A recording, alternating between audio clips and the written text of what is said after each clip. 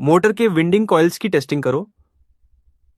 हम motor winding coils का resistance multimeter से चेक कर सकते हैं या फिर मेगामीटर का इस्तेमाल कर सकते हैं। सबसे पहले हम मल्टीमीटर को कंटिन्यूटी मोड में सेट करेंगे। यहां हम तीनों विंडिंग कॉइल्स U, V और W के एंड्स के बीच कंटिन्यूटी चेक करेंगे। जैसा कि आप देख सकते हो, विंडिंग कॉइल्स आपस में शॉर्ट नहीं है। साथ ही UV-W के एंड्स भी कॉइल्स की कंटिन्यूटी ठीक आ रही है। इसका मतलब है कि सभी वाइंडिंग कॉइल्स सही हैं और मोटर में कोई दिक्कत नहीं है। अब हमने चेक कर लिया कि मोटर साइड ठीक है, मोटर वाइंडिंग में कोई परेशानी नहीं है। तो अब हम सारी वायरिंग वापस मोटर के टर्मिनल्स में जोड़ देंगे।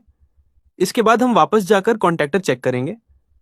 शायद उसके किसी कॉन्टैक्ट से करंट मोटर वाइंडिंग कॉइल तक सही से नहीं पहुंच रहा है, जिससे मोटर वाइंडिंग्स में करंट का इंबैलेंस हो रहा है।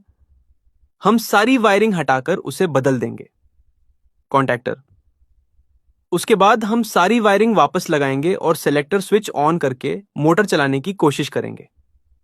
जैसा कि आप देख सकते हैं, इस बार मोटर ट्रिप नहीं कर रही है और ओवरलोड भी नहीं हो रही, वो स्मूथली चल रही है। इस मोटर में दिक्कत कॉन्टैक्टर के खराब संपर्क की वजह से थी। अब अगर हम इलेक्ट्रिकल पैनल पर वापस जाएं और हर फेज का करंट मापें, तो आप देखेंगे कि हर फेज का करंट 1.67 एम्पियर के करीब है, जो मोटर के नाम प्लेट पर लिखे रेटेड करंट के बहुत करीब है।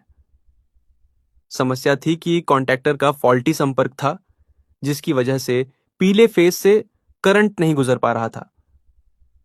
अब हमने कॉन्टैक्टर बदल दिया है और समस्या हल हो गई है।